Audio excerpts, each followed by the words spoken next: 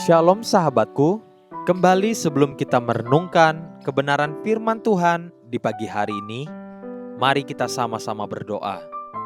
Bapa kami yang baik, kami berterima kasih untuk nafas kehidupan yang masih Tuhan berikan untuk setiap kami.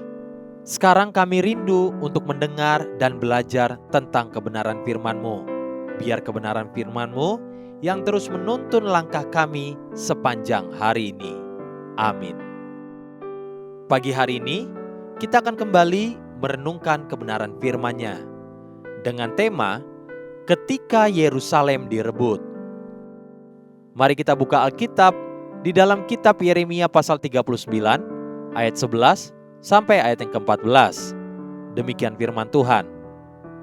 Mengenai Yeremia, Nebukadnezar, Raja Babel, telah memberi perintah dengan perantaraan Nebuzaradan, kepala pasukan pengawal, bunyinya, bawalah dan perhatikanlah dia, janganlah apa-apakan dia, melainkan haruslah kau lakukan kepadanya sesuai dengan permintaannya kepadamu.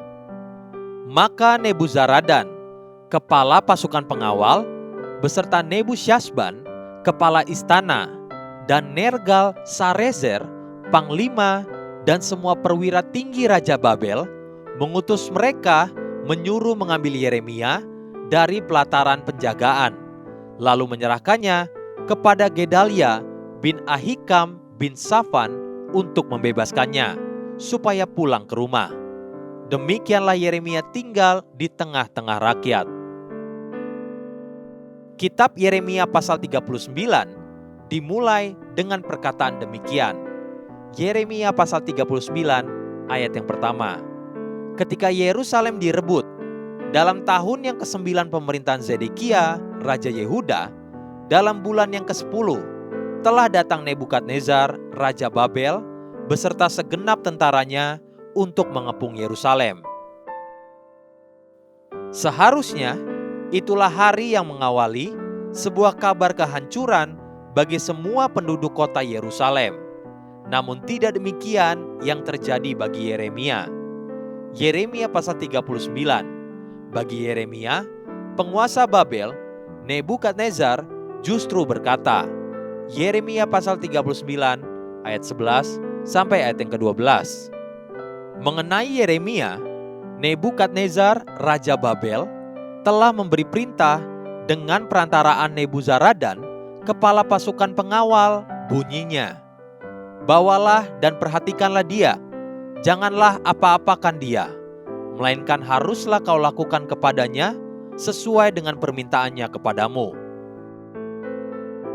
Hari di mana kota itu direbut dan dihancurkan, justru menjadi hari di mana hamba Tuhan Yeremia dibebaskan dan dilindungi atas perintah Nebukadnezar, pemimpin Babel, yang seharusnya berkepentingan dan mampu untuk menumpas Yeremia, terutama apabila Nebukadnezar ingat akan apa yang bisa dilakukan oleh hamba Tuhan seperti Bileam pada zaman Balak.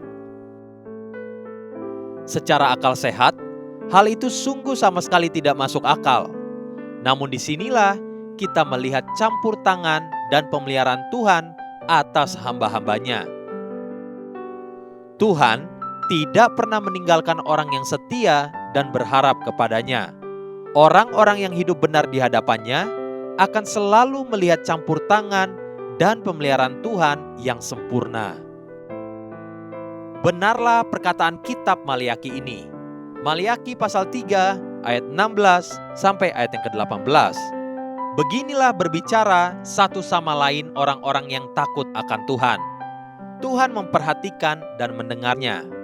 Sebuah kitab peringatan ditulis di hadapannya bagi orang-orang yang takut akan Tuhan dan bagi orang-orang yang menghormati namanya.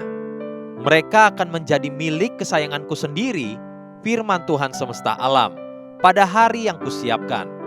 Aku akan mengasihani mereka sama seperti seseorang menyayangi anaknya yang melayani dia.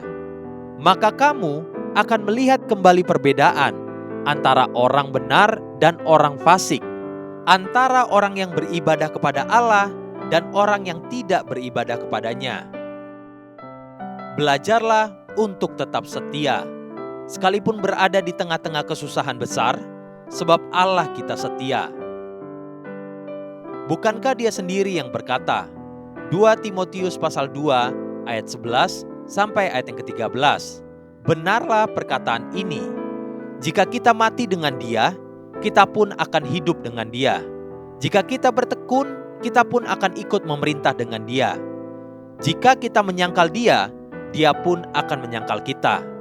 Jika kita tidak setia, Dia tetap setia, karena Dia tidak dapat menyangkal dirinya. Haleluya. Sahabatku, mari kita sama-sama berdoa. Bapa kami yang di sorga, terima kasih buat kebenaran ini yang kembali mengajar dan menguatkan setiap kami, agar kami memiliki hati yang setia di hadapan-Mu ya Tuhan, untuk terus melakukan kebenaran firman-Mu. Amin. Jesus loves you and so do I.